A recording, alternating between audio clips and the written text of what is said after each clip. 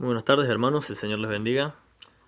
Vamos a orar para comenzar el estudio de este día martes. Padre bendito, te damos gracias por tu amor, por tu misericordia, por tu gran bondad para con nosotros. Gracias por esta nueva posibilidad que tenemos de estudiar tu palabra por este medio virtual. Ayúdanos a encontrar en ella todo lo que necesitamos para nuestra vida diaria, para nuestro crecimiento espiritual. Ayúdanos, Padre eterno, a escuchar tu palabra, a obedecerla y obviamente también a compartirla con aquellos que también la necesiten. En el nombre de Jesús dejamos todo esto que vamos a hacer en tus manos. A ti sea la gloria y la honra por los siglos de los siglos. Amén. Bueno, continuamos en el libro de Mateo, capítulo 8. Vamos a leer del versículo 14 al 17. Dice así: Vino Jesús a casa de Pedro y vio a la suegra de éste postrada en cama, con fiebre, y tocó su mano, y la fiebre le dejó, y ella se levantó y le servía. Y cuando llegó la noche, trajeron a él muchos endemoniados, y con la palabra echó fuera a los demonios, y sanó a todos los enfermos, para que se cumpliese lo dicho por el profeta Isaías, cuando dijo: Él mismo tomó nuestras enfermedades y llevó nuestras dolencias. Amén. A la palabra del Señor. Continuamos conociendo y estudiando la vida de nuestro Señor Jesucristo a través del Evangelio de Mateo, ¿no? Hoy nos toca analizar una pequeñísima historia. En realidad son dos historias en este pasaje, porque la primera historia está en el versículo 14 y 15 y la segunda en el versículo 16 y 17. Son dos pequeñísimas historias, pero en particular la primera es una pequeñísima historia con muchísima sustancia realmente. Este que leímos, este relato que leímos de Jesús en la casa de Pedro, eh, es uno de los más intimistas, ¿no?, que hay, que hemos visto hasta ahora. Esos momentos tan íntimos del Señor con sus discípulos. Es uno de los momentos que vemos, ¿no?, al Señor en su forma más humana, ¿no?, compartiendo la vida cotidiana en este caso con Pedro y con su familia. Este acto fue algo realmente íntimo, no fue en público, nadie más los vio, y obviamente se conoce este relato porque seguramente Pedro lo contó, ¿no? Pero no había nadie más que ellos dentro de la casa. Pedro, su suegra, seguramente la esposa de Pedro. Unos versículos más adelante, en el versículo 20, Jesús mismo dice que él no tenía una casa propia, ¿no? No tengo dónde posar mi cabeza, dice, ¿no? No tenía dónde ir a descansar después de un día tan arduo como el que tuvo, ¿no? Y aquí lo vemos lo vemos yendo a la casa de Pedro, luego de una jornada bastante tremenda de enseñanzas y de milagros en Capernaum. Y obviamente iba a la casa de Pedro a descansar. La casa de Pedro era un lugar de descanso muy acogedor, seguramente, ya que acogedor en el sentido de que tal vez no era un lugar muy espacioso, ¿no? A eso me refiero. Ya que al entrar dice que Jesús ve a la suegra de Pedro en cama. No quiere decir que entró hasta una habitación en particular, dice que entró a la casa y la vio en la cama, acostada. Nosotros estamos ayer hablaba con mi mujer de esto, ¿no? De lo mal acostumbrado que estamos a esta modernidad, y estamos viviendo la época de paz y prosperidad a nivel mundial más grande de toda la historia de la humanidad. Nunca había habido esto que hemos visto en estos últimos 100 años. Eh, Antes la gente no tenía unas vidas fáciles, unas vidas cómodas. Aparte era muy complicado. Hoy en día tenemos, gracias a Dios al Señor, tenemos lo que se conoce como la propiedad privada, pero en los tiempos de antes no existía la propiedad privada, todo le pertenecía al rey, ¿no? Como pasa así más o menos, como pasa en esos países como Venezuela, como Cuba, que todo le pertenece al Estado. Bueno, así era la vida con los reyes, ¿no? Se consideraba que todo el reinado le pertenecía al rey. Y ahí, bueno, algunos podían comprar y vender terrenos, pero si el rey disponía que este terreno es mío, así que lo voy a usar para tal cosa, era totalmente libre de hacerlo. Así que era difícil adquirir una vivienda propia, ¿no? No era algo fácil como lo es hoy en día. Pese a que a nosotros nos parezca difícil por nuestra economía, lo que quieras, sigue siendo mil veces más fácil de lo que era en los tiempos de Jesús. La humanidad vivió en una pobreza absoluta, básicamente el 95% de la población mundial vivía en una pobreza tremenda, extrema, durante la mayor parte de la historia de la humanidad. Y en los últimos 200 años a partir más o menos de todo lo que es el capitalismo y todo eso, empieza a la gente salir de la pobreza. Entonces nosotros vemos esta escena y bueno, nos tenemos que dar cuenta de esto, ¿no? De que no había habitaciones, así que tenía una habitación para la suegra de Pedro, otra para Pedro y su esposa. En otros lados también se da a entender que Andrés vivía con Pedro, así que otra habitación para Andrés, el living, el comedor. No, no, no. Las casas, las casas de acá, y más de un pescador, ¿no? Un simple pescador. Eh, no era seguramente no era una gran casa, por eso Jesús al entrar vio a la suegra de Pedro acostada en la cama.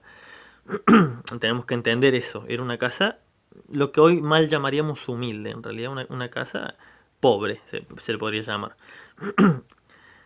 Esto nos habla muy bien de Pedro, ¿no? Y obviamente de su esposa, aunque no se la mencione acá, pero se la menciona en otros escritos que no son bíblicos. Eh, Creo que en el libro de Clemente o en uno de esos libros se menciona a la esposa de Pedro. De hecho, la esposa de Pedro junto con Pedro creo que murieron el mismo día martirizados. Y eso sale en esos otros libros apócrifos que son, o sea, apócrifo no significa que sean malos, sino que simplemente no son inspiración divina, pero son libros históricos. Entonces, esto nos habla muy bien de Pedro y de su esposa, ¿no? De que tenían un espíritu de servicio y que brindaban su casa aún con todas sus limitaciones económicas. Pedro era un pescador. O sea, si comían era porque Pedro pescaba. No es que un pescador era un dueño de una empresa pescadora que tenía buques, botes para ir a pescar. No, era un pescador. Tenía su red y su balsita, su lanchita, lo que fuere. Su botecito. Bien, nos dice la palabra del Señor que la suegra de Pedro estaba postrada en cama con fiebre, ¿no? Cuando pensamos en una fiebre, no se nos ocurre nada muy grave, ¿no? Porque vivimos nuevamente, estamos tan acostumbrados a esta modernidad que vivimos en una era donde, bueno, la medicina ha avanzado muchísimo, pero en la antigüedad no se podía acudir rápidamente a una farmacia para conseguir un, qué sé yo, un cura plus, un antifebril, un antigripal, o a un médico clínico, como ahora. Podés ir al hospital público o podés pagar un médico privado. A unos médicos privados hoy en día son baratos comparado con lo que era un médico en la antigüedad. Y encima los métodos de medicina que tenían tampoco eran muy avanzados, eran un poco prueba y error, iban viendo qué funcionaba, qué no, había mucha superstición. Entonces, esta fiebre en Capernaum, dicen los que saben, podía ser por tres cosas y tres enfermedades muy graves. Pero la que se daba más frecuente por la zona donde estaban, ahí en Capernaum, cerca del mar, si no me equivoco, había precisamente mucho, y hay hasta el día de hoy, los mosquitos de la malaria. Entonces, es muy probable que esta mujer estuviera enferma con malaria. Es una fiebre que por eso está postrada en la cama, porque es una fiebre tan fuerte que te hace doler todas las articulaciones, la cabeza, te da mareos, vómito, y no puedes hacer, o no vómito, pero náuseas, y quedas en la cama postrado, ¿no? No puedes hacer nada más que relajarte en una cama a ver si te curas. Obviamente hoy en la actualidad existe medicina, pero en la antigüedad no la había, no como ahora. Entonces, tener una enfermedad de estas implicaba casi una gran probabilidad de muerte. Bien, al igual que con el leproso, recordemos que el leproso el Señor le toca, no indica si en la cabeza o en el hombro, pero lo toca directamente con su mano. Jesús interviene acá con la suegra de Pedro, tocándola, ¿sí? En la mano, dice. Y la fiebre, junto con la enfermedad que la provocaba, porque obviamente la fiebre es solamente un síntoma de que algo está mal dentro, esta fiebre y toda la enfermedad que conllevaba esto desaparecen al instante. Yo me imagino que Jesús estaría cansado, ¿no? Luego de semejante jornada, por lo que hemos visto en las anteriores enseñanzas. Jesús estaría cansado. Habría llegado seguramente con la intención de descansar, de comer algo, de tomar algo fresco, no sé. O algo caliente si hacía frío. Pero aún así, se tomó el tiempo de sanar a esta mujer en un ambiente mucho más calmado, ¿no? Mucho más íntimo, donde no había nadie más que ellos. Esto no era un milagro para que la gente viera el poder de Dios, era algo privado, era algo hermoso, algo muy que lo vieron ellos solo. Y fíjense el detalle, solo le tocó la mano y ella sanó. O sea, ni siquiera fue algo muy bombástico, fue algo muy íntimo, fue un momento realmente muy íntimo, muy hermoso del Señor Jesús. En Lucas, en el Evangelio de Lucas, en el paralelo que se hace con esta misma historia, eh, dice que le hablaron de la enfermedad de la suegra de Pedro, pero recién cuando llegaron y Jesús la vio. Dice Lucas que cuando llegaron a la casa de Pedro, Jesús la ve y ellos ahí recién le dicen que la suegra estaba enferma. Sin duda yo pienso, ¿no?, que una mujer en esta situación, la suegra de Pedro enferma en una casa chica, con todos los problemas que conlleva obviamente una familia, si se habla de la suegra de Pedro, obviamente Pedro tenía esposa, ¿no?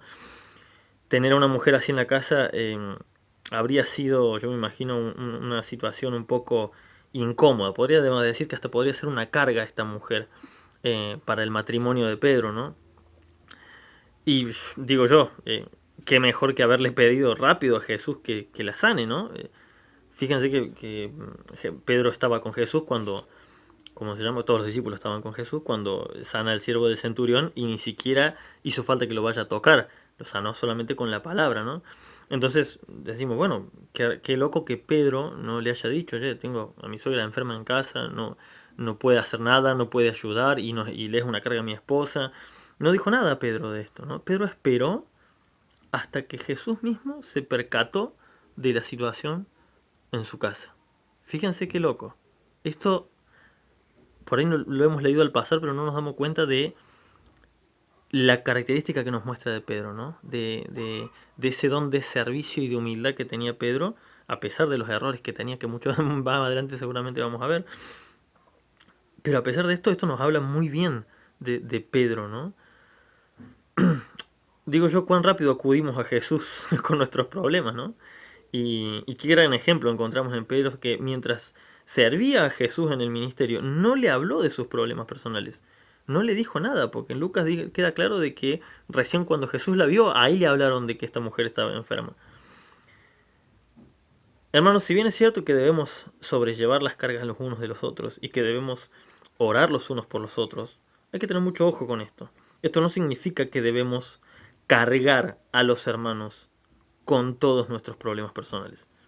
Hay que tener mucho cuidado. Yo debo sobrellevar por mi propia voluntad los problemas que yo pueda sobrellevar de mis hermanos.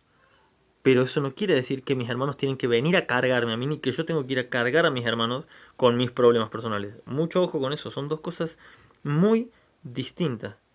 Porque hay que entender que cada uno ya tiene por sí, por sí mismo, sus propios problemas que sobrellevar. Y esto no es falta de amor. Algunos dirán, oh, pero qué falta de amor. Claro, es fácil decir falta de amor cuando son mis problemas los que estoy exponiendo sobre el otro. Pero lo cierto es que no, esto no es falta de amor. Esto se llama ser sabio. Y Pedro estaba mostrando mucha sabiduría en este momento, ya que esperó hasta que Jesús por sí mismo le entrara en su casa, la viera a la suegra y decidiera si quisiera o no sanarla, ¿no? Esto nos habla muy bien de Pedro, de que no llevaba sus problemas al ministerio, ¿no? Entonces, había problemas en su familia y Jesús tampoco le recrimina nada sobre esto. Podría haberle pedido antes, pero sin embargo Pedro fue prudente.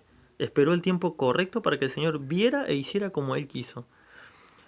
Sin que nosotros lo sepamos, hermanos, muchas veces estamos sobrecargando a otros con problemas que los únicos que deberían llevarlos somos nosotros mismos. Es cierto que podemos hacer pedidos de oración, ok, es una cosa. Ahora, no sé si esté bien que yo esté exponiendo, por ejemplo, toda mi vida y todo lo que vivo a diario. Imagínense que si yo les mandara al grupo cada vez que estoy teniendo una tentación, cada vez que estoy viendo algo que no debería ver, cada vez que estoy con un cliente discutiendo, porque lamentablemente a veces va gente muy terca y tengo que con todo el amor de Cristo tratar de hacerles entender. Si yo les tirara obviamente más todas mis cargas personales, con mi esposa, con mis hijos, con mis padres, con mis amigos, cada uno tiene un mundo de problemas y es su propio mundo de problemas. Hay cosas que las podemos compartir con los hermanos, por ejemplo, una enfermedad. Por ejemplo, si yo estoy mal, bueno, puedo pedir oración. Ahora, estar sobrecargando a los hermanos todos los días con el mismo tema, tal vez no estoy siendo prudente, tal vez no estoy siendo sabio.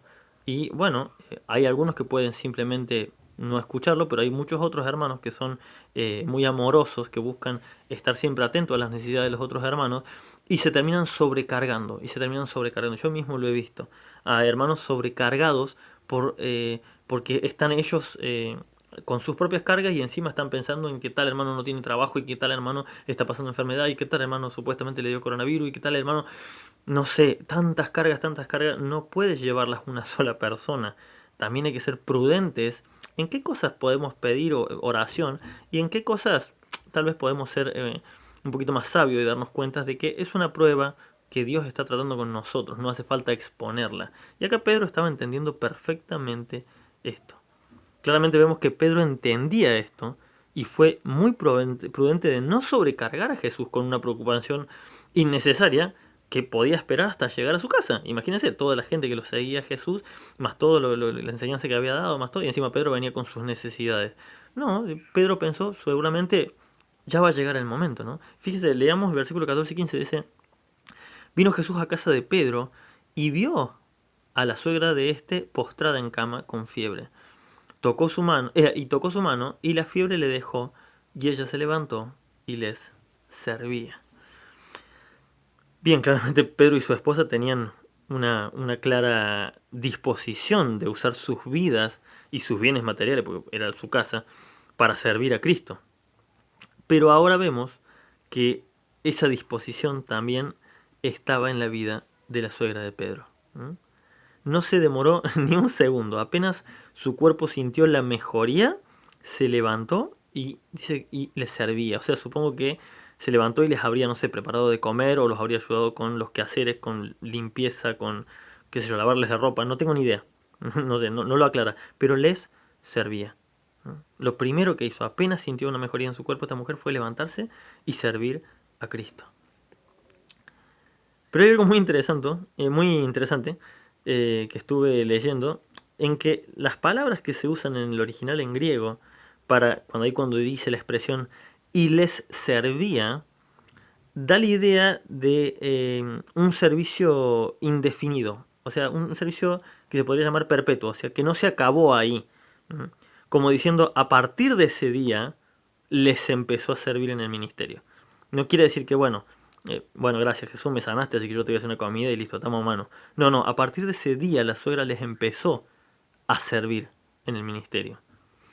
En Lucas capítulo 8 se nos dice que muchas mujeres, no se menciona la suegra de Pedro, pero se dice que muchas mujeres, había muchas mujeres que habían sido sanadas por Jesús y lo seguían a Jesús y a sus discípulos y les servían tanto con sus bienes económicos, las que podían, o con sus vidas, con el servicio diario, con las necesidades que pudieran saciar de los discípulos, ¿no? Todo lo que fuera ayudarlos con la comida, con la limpieza, con lo que fuera, trataban de que ellos se abocaran al ministerio y no tuvieran que estar con las preocupaciones diarias, ¿no? Es muy probable que la suegra de Pedro estuviera en este grupo, ¿no? ¿Qué cosa mejor que servir a Cristo, ¿no? ¿Qué cosa mejor podemos hacer con nuestras vidas o con nuestros bienes que servir a Cristo? ¿Qué mayor beneficio puede haber para nuestras vidas que lo que Dios nos dio lo usemos para la gloria de Él? Y este es el ejemplo que nos estaba dando realmente estos hermanos, porque tenemos que entender que Pedro, su esposa, su suegra, eran, eran hermanos en Cristo nuestro, ¿sí? Eran hermanos en Cristo. Cuando Dios nos bendice, ya sea en lo material o en lo familiar o en la salud, bueno, muchos suelen decir, bueno, Jesús, gracias y nos vemos. Nos vemos en el próximo problema. Cuando tenga otro problema, vuelvo a acudir a vos. Es muy triste, pero pasa muchas veces. ¿Cuánta gente hemos conocido que llegó a la iglesia con mucha necesidad, pidiendo trabajo, pidiendo que estaban en necesidad y se oró por ellos y se ayudó y se sobrecargó a muchos hermanos tal vez con un problema que no tenían por qué ser sobrecargados y cuando esta persona recibe lo que necesita, que tal vez es una ayuda o consigue un trabajo o es sanada, se va, se va. No se queda en la congregación a servir, se va. Qué triste, qué doloroso, ¿no? Que realmente lo hemos vivido muchas veces y da dolor, da tristeza, porque uno trató de darle lo mejor a esa persona tratando de que vean un buen testimonio en uno. Qué triste habría sido que la suegra de Pedro simplemente se le sirviera, bueno, listo, les hizo una comida, gracias por sanarme, y se va y no se sabe más nada de ella y chao. No, dice que a partir de ahí les servía. ¿Mm? ¿Qué más podemos hacer para el Señor?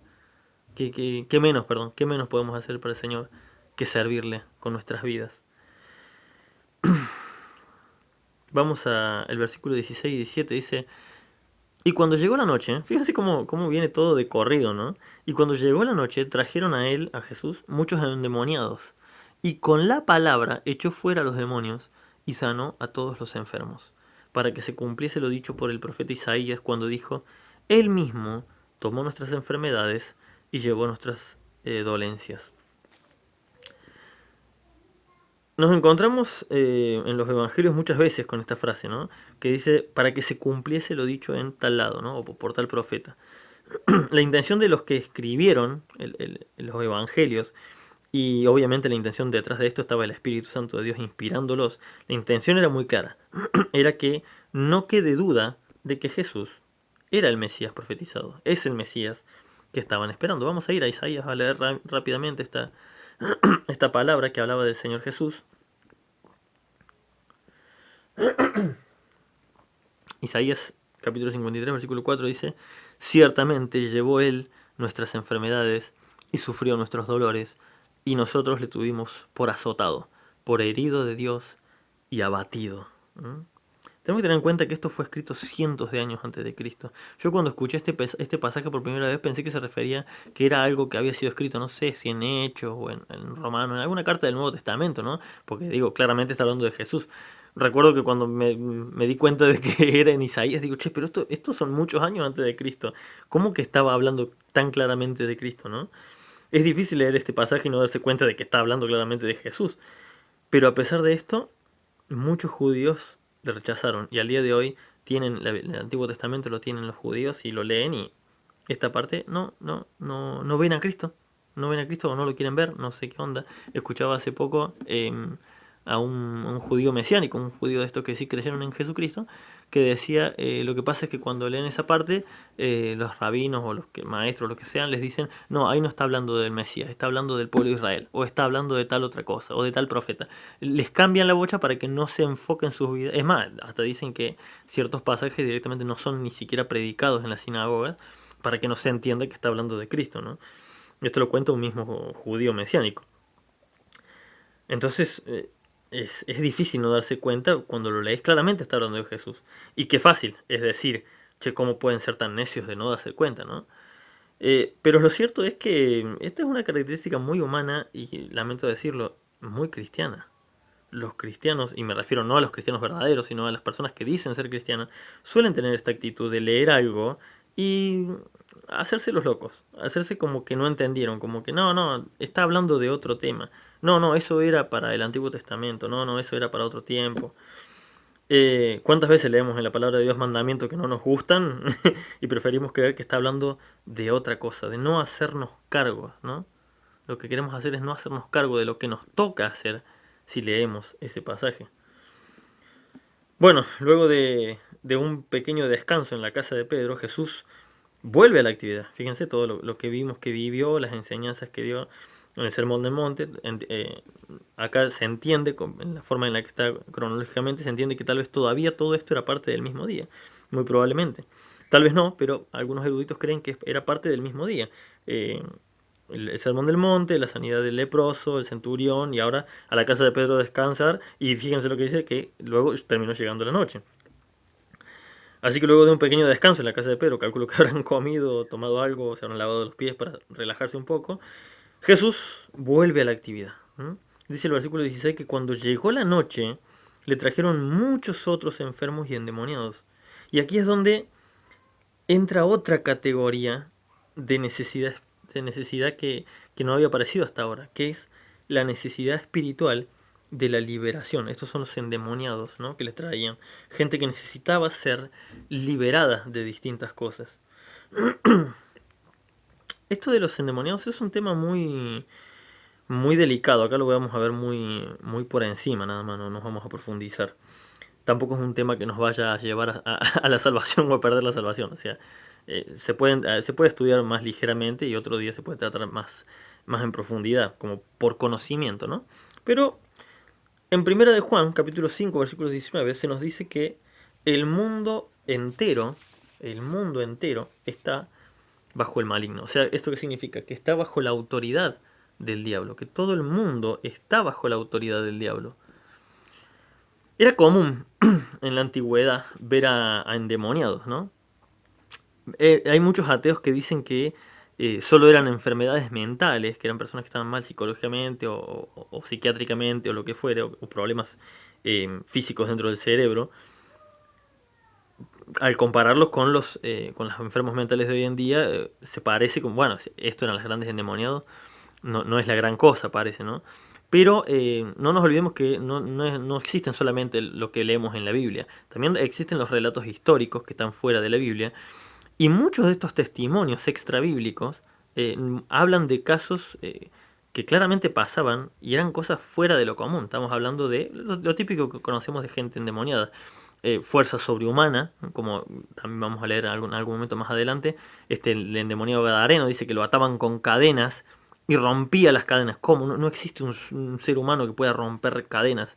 Ahí existe la competencia del hombre más fuerte del mundo y no pueden romper cadenas. Pueden empujar camiones que están apoyados sobre ruedas, pero no pueden romper cadenas. Es complicado. Y más las cadenas de la antigüedad que eran forjadas de una forma más brusca, más gruesa, ¿no? No era como las cadenitas de ahora. Entonces, estos relatos históricos que cuentan de estos endemoniados, que no se los cuentan, muchos relatos históricos no se los cuentan con intención cristiana ni nada, simplemente se cuentan cosas muy extrañas que pasaban en la antigüedad, en muchos libros antiguos y en muchos relatos antiguos, de gente con una fuerza sobrehumana, de voces, más de una voz hablada por una persona, y muchos de este tipo de exhibiciones demoníacas muy raras, ¿no? Muy fuera de lo común. Entonces nos preguntamos, ¿qué pasó en la actualidad? ¿Se acabaron los endemoniados? Esto es lo que, precisamente de lo que se agarran los ateos para decir que no, esos endemoniados que dice la historia que había, o que dice la Biblia, solo eran enfermitos mentales y que se los exageró un poco, ¿no? ¿Qué pasó? ¿Se acabaron los endemoniados de golpe? Si la palabra de Dios dice la verdad, ¿se acabaron los endemoniados? No. Lo que pasa es esto, en Génesis capítulo 3, versículo 1, se nos advierte una cosa muy importante que seguramente todos debemos saber, que Satanás es muy astuto. Satanás es muy astuto. Esto significa que es una persona astuta, una persona que elige qué hacer y cómo hacerlo para obtener un resultado, ¿no? Esto significa que Satanás puede cambiar su manera de proceder, y lo hace, cambia su manera de proceder a voluntad para alcanzar a influenciar en contra de Dios a la mayor cantidad de gente posible. Ustedes tengan en cuenta que Satanás arrastró a una tercera parte, o sea, uno de cada tres ángeles que estaban en la presencia de Dios, Satanás logró engañarlos para hacerles creer que podían ser, no sé, mejores que Dios, mayores que Dios, una locura. Estamos hablando de gente que vivía, de seres que vivían viendo la gloria de Dios cara a cara, y a estos Satanás los pudo convencer, a una tercera parte de los ángeles. Entonces, ¿ustedes creen que podrá engañar a la humanidad? Y sí, tiene al 99,9% de la humanidad engañada realmente. Es muy astuto. Y eso, obviamente, esta astucia, él puede cambiar su manera de actuar o su forma de proceder para lograr alcanzar a la mayor cantidad de gente posible. ¿Por qué se veían tantos casos endemoniados así en la antigüedad? Bueno, porque en la antigüedad se creía que había muchos dioses, ¿no? De hecho, se creía que en cada nación había dioses distintos y que tenían influencia solamente sobre esa nación, ¿no? Así que Satanás lo que tenía que demostrar era que todos esos dioses con D minúscula, que sabemos que son demonios, son ángeles caídos, ángeles rebeldes contra Dios, lo que Satanás quería demostrar era que esos dioses eran más fuertes que el Dios de Israel. Vemos el ejemplo en el libro de Jonás, cuando Jonás, Dios los manda a que prediquen Nínive y Jonás no quiso y se va en la dirección opuesta, y que viene esta tormenta, iban en el barco y dice, cada uno empezó a orar a sus dioses, y cuando Jonás dijo que él era, él era siervo del Dios de Israel, entraron en temor y dice, y lo tiraron al mar para, que, para calmar al Dios de Israel, porque sabían que era un Dios terrible. Y dice que se llenaron de temor cuando, después de que lo tiraron al mar, la tempestad se calmó. Dice, lo tiraron al mar y un gran pez lo tragó a Jonás, y ahí nomás la tempestad se calmó. Y dice que se llenaron de temor contra Jehová. Y estamos hablando de pueblos paganos, gente que creía en otros dioses. ¿Entendés? Entonces, ¿cuál era la tarea de Satanás? Tratar de demostrar que esos dioses eran más poderosos. Obviamente que en la Biblia vemos que al final todas las naciones le terminaban teniendo mucho temor al Dios de Israel, ¿no? Obviamente en aquel tiempo lo que Satanás quería mostrar era eso, que el poder que su poder era más fuerte que el de Dios. En la actualidad, lo que gobierna el mundo moderno ya no son las creencias en dioses. Lo que gobierna el mundo moderno es el ateísmo. ¿Sí? Aún, y fíjense lo que voy a decir, aún dentro de las mismas iglesias. Hay muchos pensamientos ateístas que la gente no los conoce, no los sabe, pero son pensamientos que vienen del ateísmo, aún dentro de las iglesias. En la actualidad lo que gobierna el mundo es el ateísmo. Satanás ya no necesita demostrar nada a la gente, porque la gente elige creer que no existe nada fuera de lo que podemos comprobar empíricamente. Hoy en día con eso que se trata de poner a la ciencia como que la ciencia está en contra de la fe. Eso no es cierto, ¿no? El ateísmo como que los ateos ¿cómo se dice? Se sumaron a su propia causa de la ciencia, como diciendo que ellos son solamente por la ciencia y nada más que por la ciencia, como diciendo que todo lo que no es ciencia es mentira. Todo lo que ellos no aprueban, el ateo, es mentira porque no está en la ciencia de ellos, ¿no?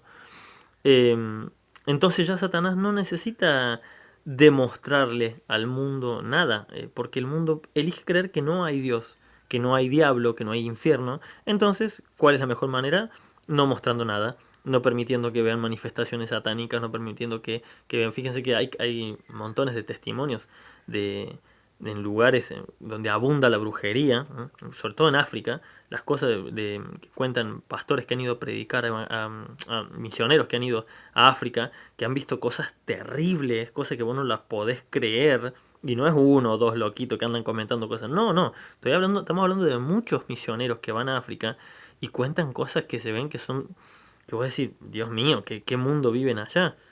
Y ¿por qué? Porque en aquellos lugares abunda la brujería y la creencia en dioses paganas, en creencias esotéricas, es muchísimo. Entonces ahí el Satanás se manifiesta de esa forma, porque esa gente cree en esas cosas. Ahora, en los países más civilizados, en los países más modernos, la gente él prefiere creer que no existe nada de nada, ni Dios, ni el diablo, ni nada. Entonces, ¿qué pasa? Satanás no les muestra nada. Trata de que no vean ninguna manifestación ni cosas raras. Hay un montón de casos de casas o lugares así, se les llama casa embrujada, que sabemos que son obviamente de demonios, casas donde se mueven las cosas, pasan un montón de cosas, y luego va un ateo y dice, a ver, yo me voy a meter a esta casa a ver qué onda, y no pasa nada. Y firman, ve, no pasa absolutamente nada. Obviamente, si vos crees que no existe nada de nada, Satanás va a tratar de que sigas engañado, creyendo que no existe nada de nada. Y si vos crees que puede haber un Dios más poderoso que Jehová, obviamente Satanás te va a tratar de mostrar que Él es ese Dios más poderoso que Jehová. Es curioso que siempre se, se ataca, fíjense, siempre se ataca a Jesucristo en su deidad. Nunca vemos que se burlen de Buda. No hemos visto películas donde traten a Buda o a Alá o a Mahoma de homosexuales. No, no, siempre se ataca a Jesús. Y cuando pasó esto, lo del Charlie Hebdo, el diario este que hacía comedia, hacía humor, hicieron una broma sobre Mahoma, creo que hicieron una broma sobre Mahoma, y esta gente les hizo un atentado, ¿sí? Murió gente. ¿Y qué dijeron? ¿Qué dijo el mundo? ¿Qué dijeron los noticieros? ¿Ustedes recuerdan? Yo no me puedo olvidar de eso.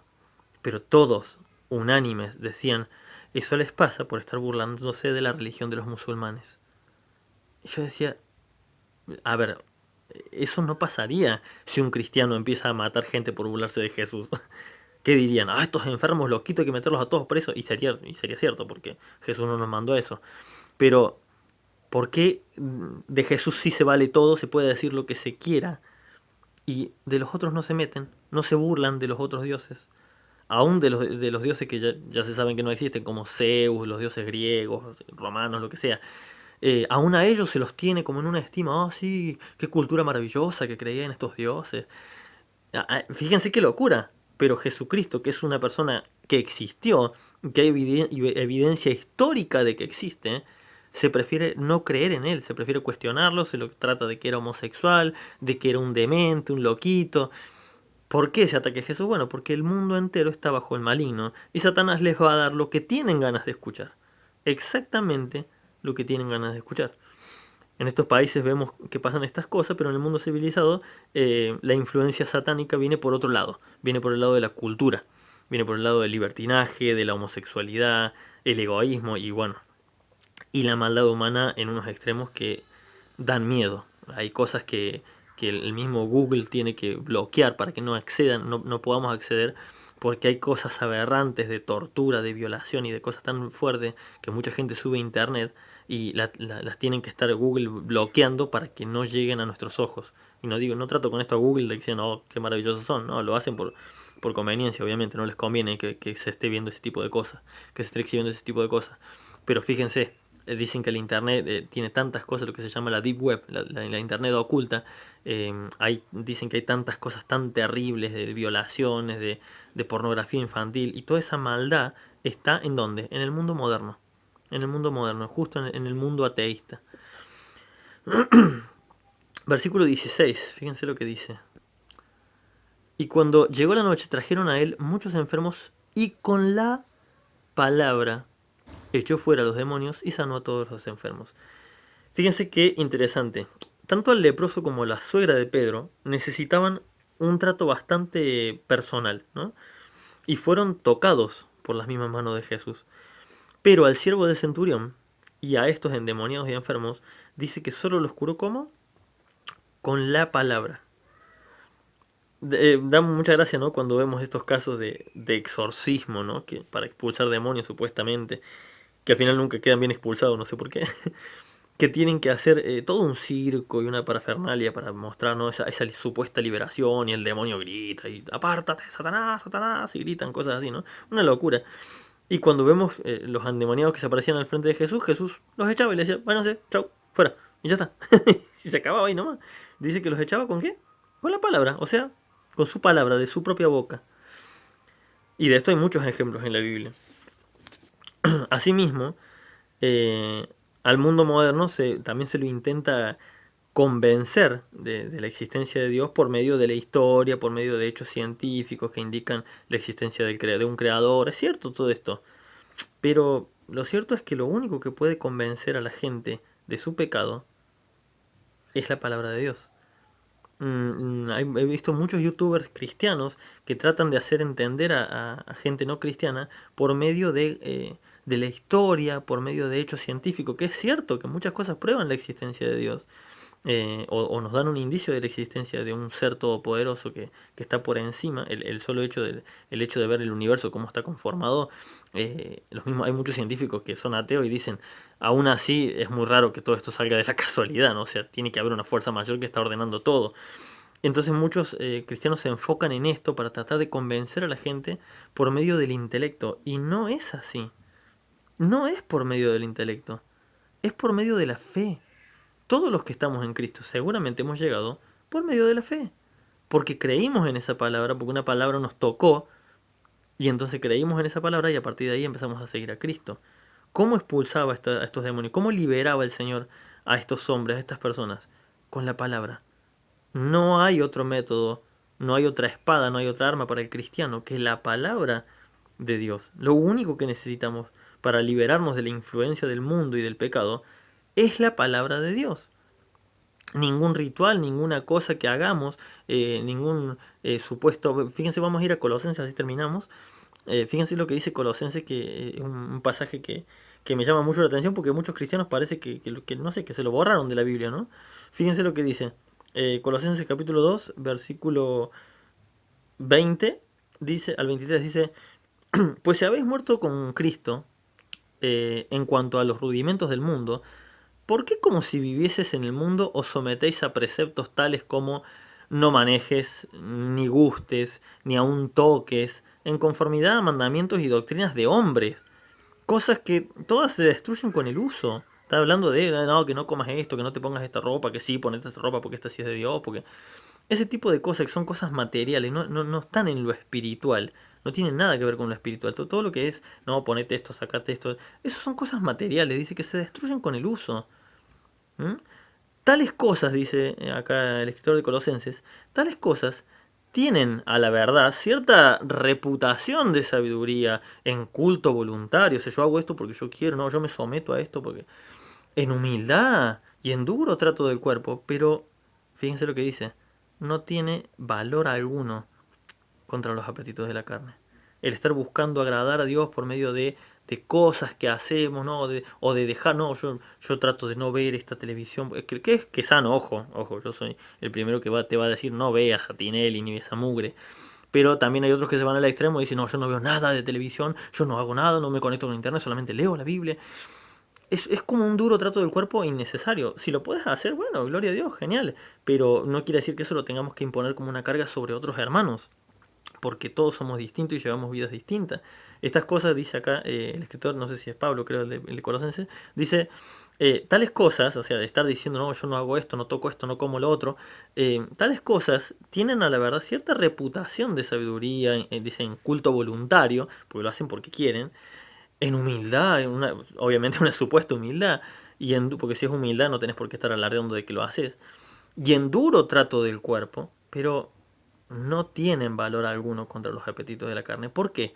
¿Qué es lo que tiene un valor verdadero contra los apetitos de la carne? ¿Qué es lo que nos puede librar de los apetitos de la carne? La comunión con Dios. ¿Por medio de qué? Por medio de su palabra, por medio de la oración, por medio de una vida de comunión con Dios. Y ahí también hay que tener mucho cuidado con esto, porque como decíamos al principio, podemos sobrecargar a hermanos con nuestra forma de vivir. No todos manejamos los mismos horarios, no todos tenemos la misma familia, no todos tenemos las mismas ocupaciones. Y a veces, bueno, a lo mejor yo he escuchado muchos predicadores que no, que te dicen que vos tenés que pasar toda tu vida orando y todos tus días y no ver más tele y no escuchar más música y solamente dedicarte a la Biblia. Ok, eso tal vez lo puede hacer un evangelista que vive del evangelismo y su vida está dedicada a eso.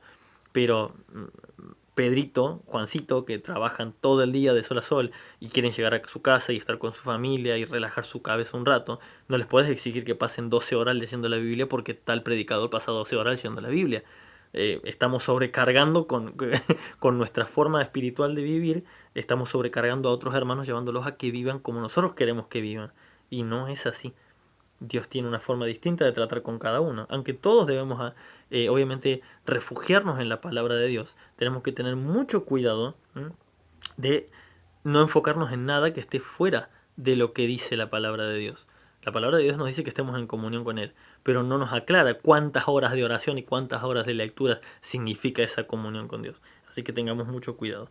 Solo la palabra de Dios tiene el poder para librarnos, hermanos. Solamente la palabra de Dios tiene el poder para sanarnos, para bendecirnos, para prosperarnos.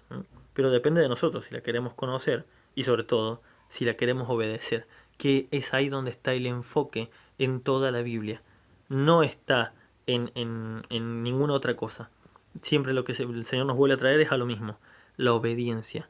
Samuel le decía al rey, bueno, no me va a salir, a Saúl, dice, se complace tanto Dios en los sacrificios y ofrendas, ¿no? Y a veces decimos, no, pero yo paso tantas horas leyendo. ¿Se complace tanto Dios en eso como en que obedezcas a la palabra de Dios? Porque podés conocer mucho y leer mucha Biblia y cosas, pero ¿y si todo eso que lees no lo estás aplicando, de qué sirve? ¿No sería mejor a lo mejor el poco tiempo que tengamos para dedicarlo a Dios, aprender algo de verdad aprenderlo, el rato que escuchamos la prédica acá por audio cuando nos reunimos, escuchar con atención y empezar a aplicarlo a la vida?